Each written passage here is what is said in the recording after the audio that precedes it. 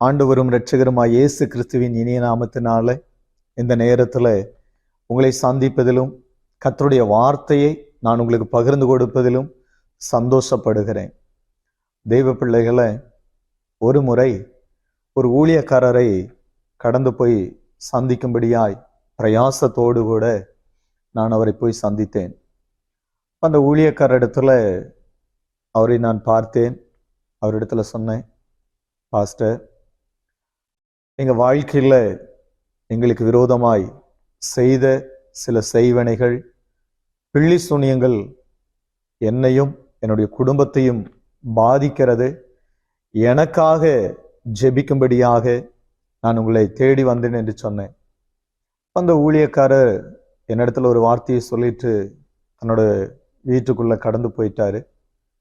அவர் என்னை பார்த்து ஒரு வார்த்தையை சொன்னார், நீங்கள் நல்லா ஜெபிங்க, உங்களை சரிபடுத்தி கொள்ளுங்க, உங்களுக்கு விரோதமாய் செய்த காரியங்கள் ஒன்றும் உங்களுக்கு பழிக்காது என்று சொல்லி அவர் கடந்து போயிட்டார்.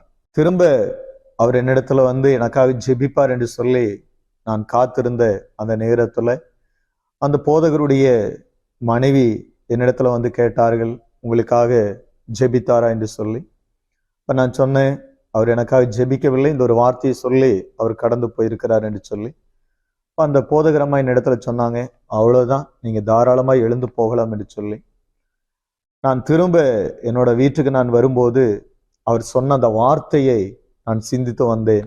அதற்கு பிற்பாடு சரிபடுத்த வேண்டிய காரியங்கள் எல்லாம் சரிபடுத்தி தேவ சமூகத்துல காத்திருந்து ஜெபிக்க தொடங்கினேன்.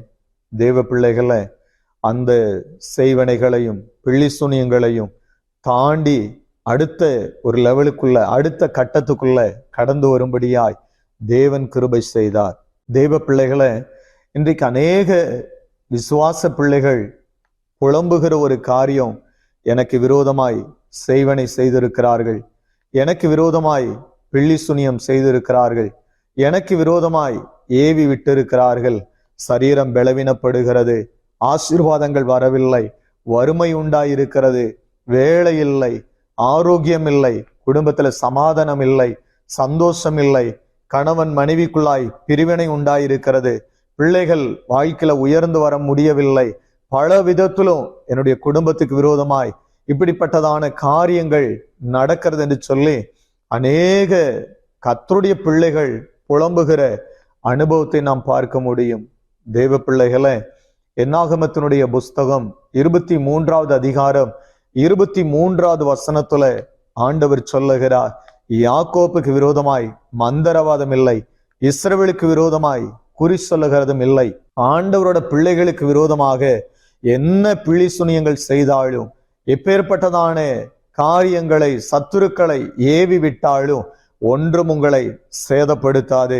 தேவ பிள்ளைகளை, நீங்கள் தேவ பிரசன்னத்துக்குள்ள இருக்கும்போது, தேவ மகிமைக்குள் இருக்கும்போது, உங்களுக்கு விரோதமாய் எத்தனை சத்துருக்கள் எழும்பினாலும், எவ்வளோ பிசாசுகளை உங்களுக்கு விரோதமாய் ஏவி விட்டாலும் ஒன்றும் உங்களை சேதப்படுத்தாது. தேவ பிள்ளைகளை, கர்த்தருடைய வார்த்தைக்கு மிஞ்சின ஒரு காரியம் அல்லது சத்துருக்கள் இல்லவே இல்லை.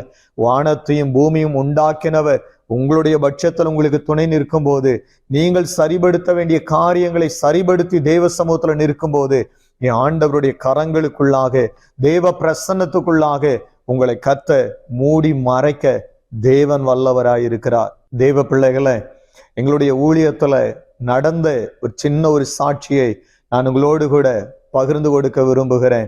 தேவ பிள்ளைய, ஒரு முறை என்னுடைய விசுவாசி ஒருவர் என்னிடத்துல கூப்பிட்டு சொன்னார்கள், பாஸ்டர், நான் தேவ சமூகத்துல ஜெபிக்கிற ஒரு காரியத்தின் நிமித்தம் எங்களுடைய வீட்டுக்கு பக்கமா இருக்கக்கூடியதான ஒரு சகோதரிக்கு அந்த இடத்துல இருக்க முடியவில்லை.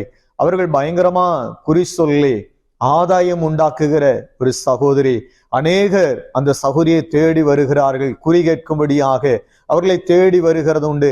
ஆனால் நான் ஜெபிக்கிற அந்த ஜெபத்தின் நிமித்தம் அவர்கள் வீட்டுல இருக்க முடியாதபடிக்கு சூழ்நிலை.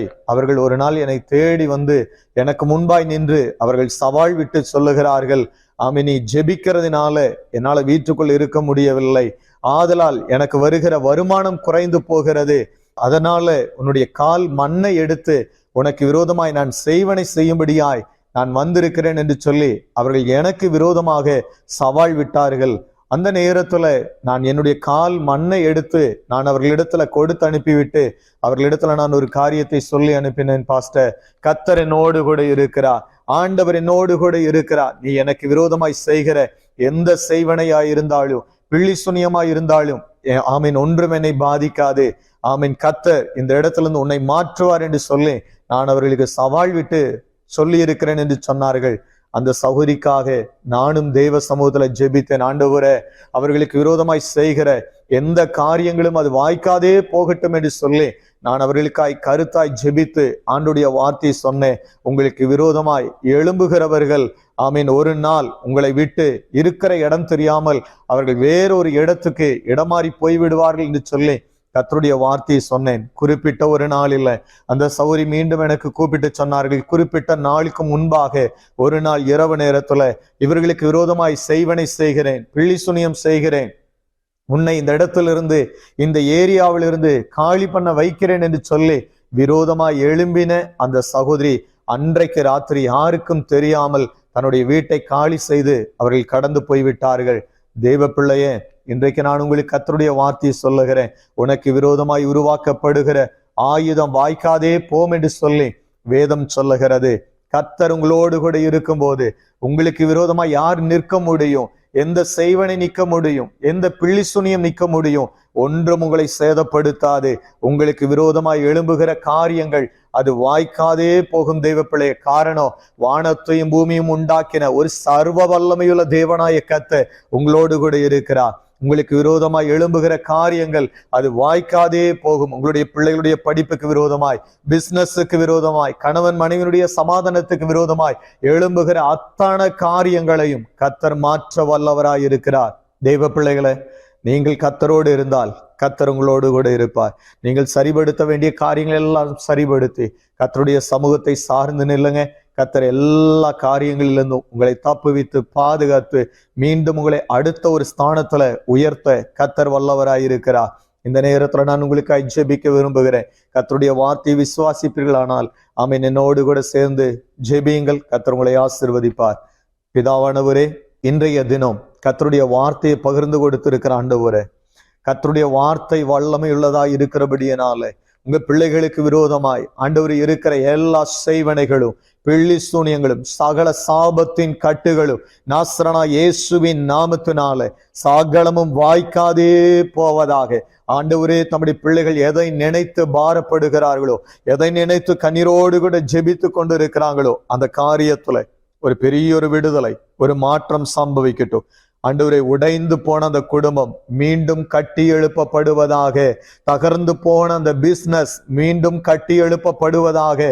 வரவேண்டியதான ஆசீர்வாதங்கள், இடத்தின் நிமித்தம் வந்திருக்கிற சகல பிரச்சனைகள் மாறி ஆண்டவர் உங்க பிள்ளைகளுக்கு வரவேண்டியதான அந்த இடம் ஆண்டவர் உங்க பிள்ளைகளுடைய கரத்துல கிடைக்கட்டும். வரவேண்டிய பணம் இயேசுவின் நாமத்தினால அது மீண்டும் உங்க பிள்ளைகளுடைய கரத்துல கிடைக்கும்படியாய் ஜெபிக்கிறேன். ஆண்டவரே, யாரெல்லாம் உங்க பிள்ளைகளுக்கு விரோதமாய் எழும்பி நின்றார்களோ, ஆண்டவரே உம்மை துதிக்கிறேனப்பா, செய்வனை செய்தார்களோ, பிள்ளி சுனியம் செய்தார்களோ, சாபமிட்டார்களோ, அதெல்லாம் இயேசுவின் நாமத்தினால வாய்க்காதே போகட்டும். ஆண்டவரே, அற்புதத்தை செய்யுங்கப்பா. உங்க நாம மாத்திரம் உயர்த்தப்படட்டும். இயேசுவின் மூலம் ஜெபங்களும் ஜீவனும் நல்ல பிதாவே, ஆமேன், ஆமேன்.